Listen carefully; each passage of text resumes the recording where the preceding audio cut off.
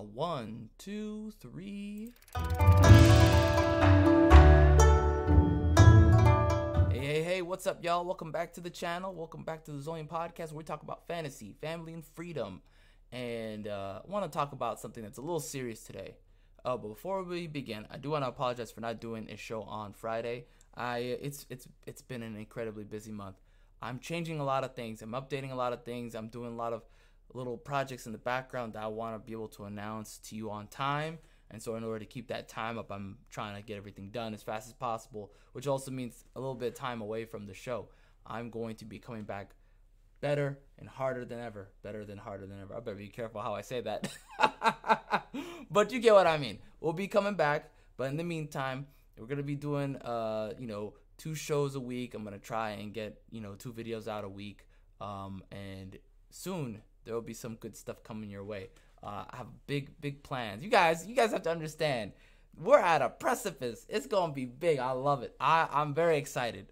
Anyways, let's get into the show. So I talked about, a while back, a long time ago, I talked about, curating your mind, curating your experience in fandom when it comes to, sci-fi, fantasy.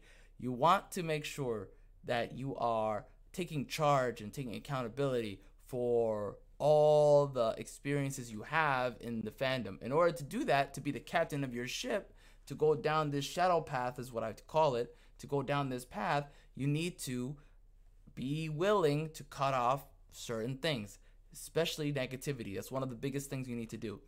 Recognize something as negative, recognize, a content creator or whatever, content you're consuming is either more positive than negative or more negative than positive. Are you experiencing fun with this stuff or not? And if it's not fun for you anymore, then it's fine to walk away. Even me, if you're like, oh, I'm not enjoying this, I understand if you walk away. It is what it is. I'm not going to push you.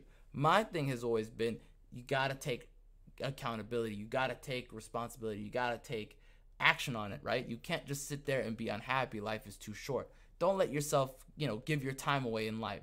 It's your life. Use it as you need it. You're 100% in charge of your, your overall happiness. I truly believe that. And so I want to kind of, talk a lot about this specific situation that I experienced that made me wake up, okay?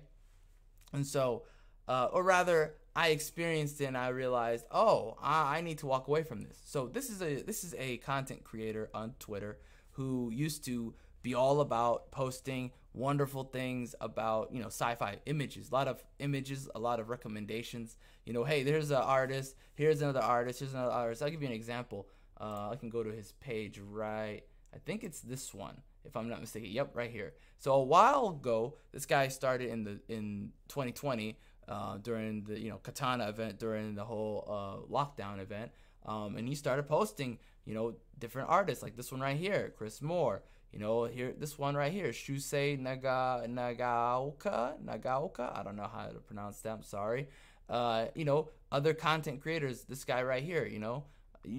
Lots of good stuff. I will admit, there's still some good stuff here, but overall, lately, it has been mostly negative. It has been mostly drama. It has been mostly just, harassing people, calling people names, making fun of people who are injured, like this woman right here who was injured, right? This comment he had about this woman who was injured, right? I'm sorry, not even woman, child. This was a child who was injured in high school by a trans woman, trans girl in who's already gone through puberty, who's already got the body of a man at this point, right? I saw the video where they were, where this volleyball player got spiked in the face with a ball, and it was that was no joke. I was like, yep, that's definitely gonna leave a mark. I was like, geez, why are you clowning her? When I saw it, I was like, whoa, and me, my coping mechanism when it comes to people getting hit in the face like that, I was laughing. I was like, oh my God, that's awful. You know what I mean? And that's just a gut reaction. It's not even like, it was just so ridiculous that you would find her paint itself, humorous versus like if it was like gut reaction, which I understand that if that's like your coping mechanism, that's like, you don't have control over that. And so when I saw that, and at first I thought, maybe they're just processing it differently. But then as soon as I saw the replies, and the video footage and everything, I was like, yeah, this person is just, a POS, not a good person at all. And so I just, for me, I was like, I'm going to just unfollow. We're good. It ain't worth it. Again, like I said, let me go back. That's the news article. Like I said, all the art that was here, it as much as I like the art, it's just not worth the negativity, right? There's somebody else who made a post I agree with. They said, loved your page, but ever since this, it's been drama. I think somebody else, I'll see if I can find it.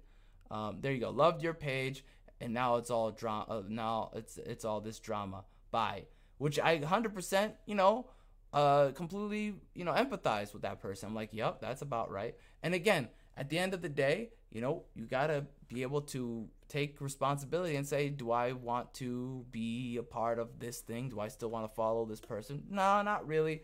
Unfollow. I'm good. Now, again, this is something I was thinking about the other day, and I was thinking, all these people who are in our, fandom, they're not actually in the fandom. They're just, snakes. They're just shapeshifters. They go in and they infiltrate. They're imposters. They come in and they try to like be one of us, and then actually no, this was the whole time it was fake the whole time. It was just a way to just get more people to follow them, and then they can pour out their crap and spew their garbage. Which really, this really brings back my point of misery loves company. Misery loves company. I truly believe misery loves company, because why would you post this stuff? Why would you wait till you have a high enough following to do that? Because you're miserable. People who are miserable, who are unhappy, they do this all the time.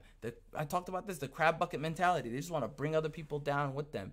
You can't just let people have fun and enjoy their sci-fi, their whatever. Why don't you make your own account and do your own thing and then do it from there? Because they don't have their own self-validation. They need that like high, subscriber count, that high follower count to do that. It justifies their disgustingness, because they know deep down they're bad people. They know deep down they're disgusting. They have a self-loathing for a reason. And truly, at the end of the day, when people are like that and they're sick like that, the best thing for you to do is to walk away. That's my take for you guys today. I hope you guys take this well. I don't mean any ill will against this person, but the behavior of the person makes them a disgusting person. Not their background, not their race, gender, sex, or even how they vote. It's who they are as a person in the world, how they interact with people. And I find that pretty vile. Anyways, thanks so much for watching. Appreciate your time. There will be one tomorrow, even though I say Tuesdays and Thursdays in the little thing up there. There will be one tomorrow. I'm going to put out something very nice. Hopefully you will like it. Thank you again. And take it easy. Have a great Sunday. God bless.